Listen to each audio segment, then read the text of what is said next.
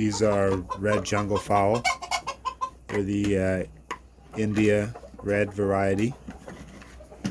Originally, the parent stock came from the San Diego Zoo.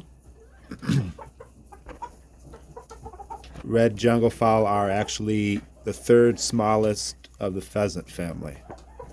So they're not chickens. They look similar to chickens, but they're not chickens.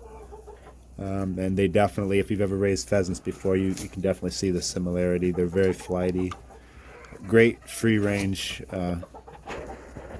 birds, like for your farmstead or whatever. And these are actually a wild bird that can survive very well on its own if you get a big enough flock of them. They're very beautiful. They're originally from tropical areas like in India and some parts of Asia. But they're a very fun bird to raise. The hens are broody. They hatch well. They're not real friendly. I mean, they don't want to be petted and held. They're very flighty. But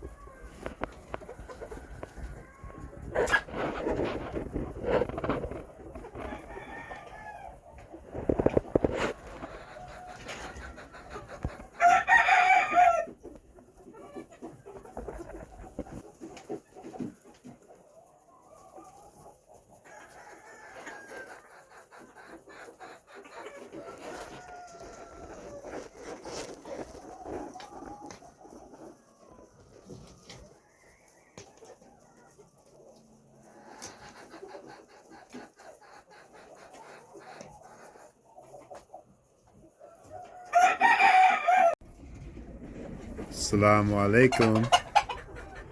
So I wanted to show you guys how to tell the difference between pure jungle fowl and crossed ones.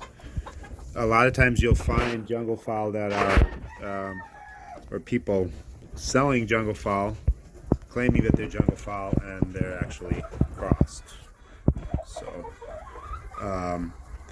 finding pure jungle fowl is actually kind of difficult. They're pretty rare to find pure ones, and I'll show you how to distinguish pure ones from the crossed ones.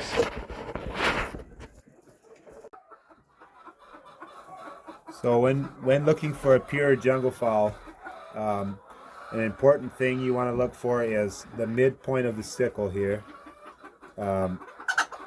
should be parallel with the ground. If their sickles are high like this, then it's crossed. If they hold their sickles, so that the midpoint of the sickle, this would be the sickle here. So the midpoint of the sickle should be parallel with the ground on an adult jungle fowl rooster. That's very important.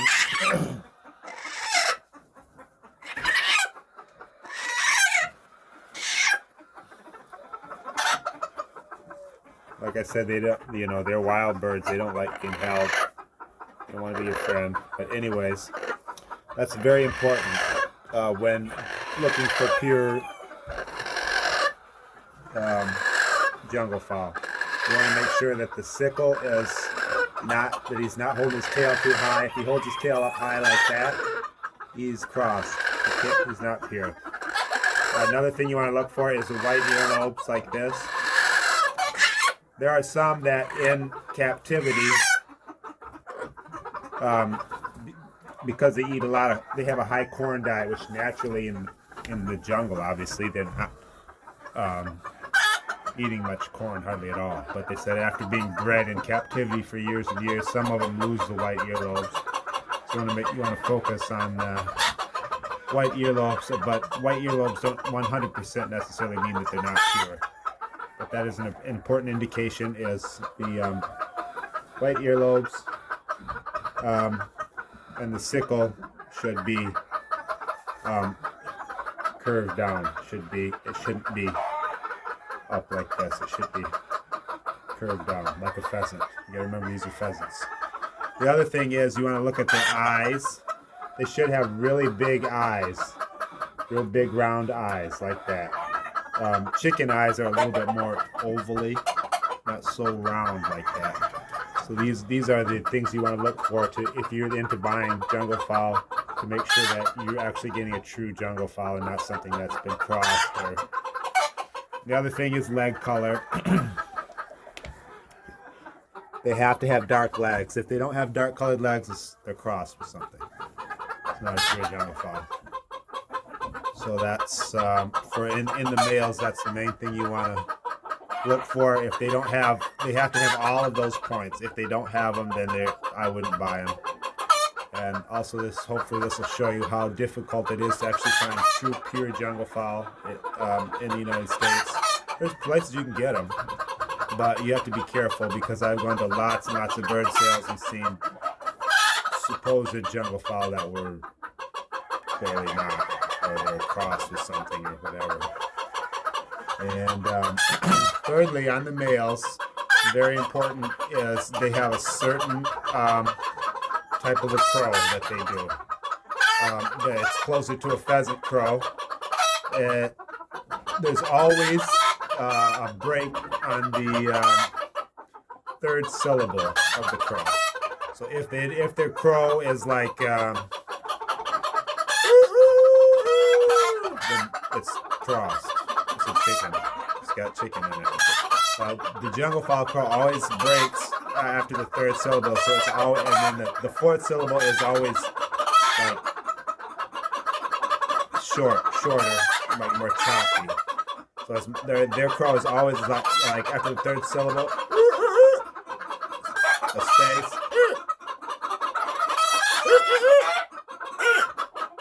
If they don't have that crow like that, then they're crossed.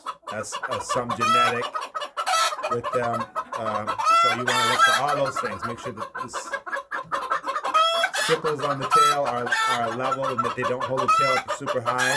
White earlobes, big round eyes, dark colored legs, and they got to have that special crow.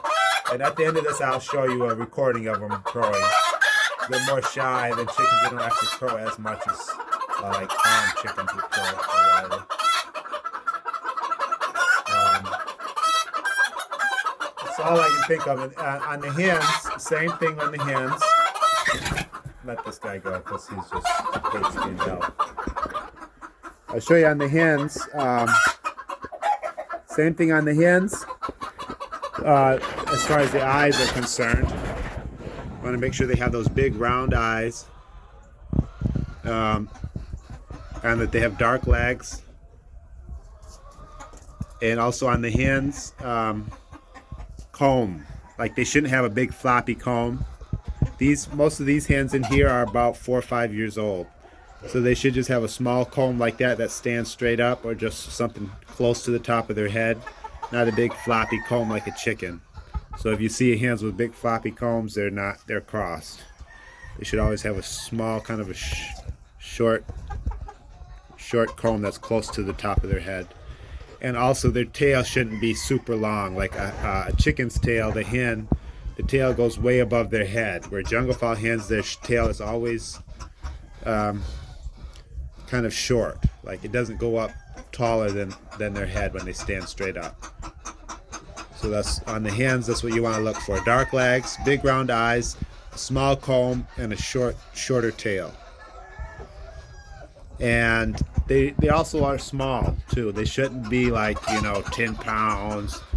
These are small birds. They're only like, 2.5 to 3 pounds when they're fully mature. And the other thing is they fly very well. Like I said, they'll fly 40, 50 feet at least without stopping. Now I got to fix that window that they busted out when I caught that one. But anyways, these birds are a great wild bird to have if you want to have for free ranging, on your farmstead. They're really independent. Once you get a nice flock of them going, you can just let them go and they would fend for themselves and repopulate and just be a really, I think, an added feature to your farm to see these wild pheasants running around your farm. And of course they'd probably help keep the insects and stuff down. And if you had a pen, you could eat their eggs. They don't lay real big eggs. I don't think any of them have laid yet, but they don't lay real big eggs, and they don't lay a lot of eggs.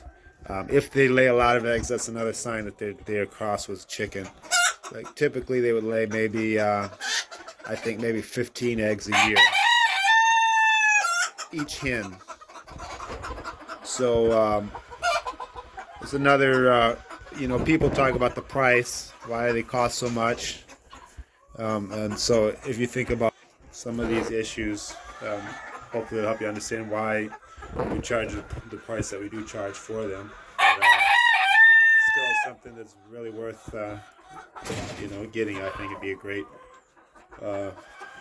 hobby or something to have, and you can also sell them as well. And if you have pure stock, maybe you can sell them to a zoo or something, who knows. But anyways, that's my take on red jungle fowl, and hopefully it helps someone to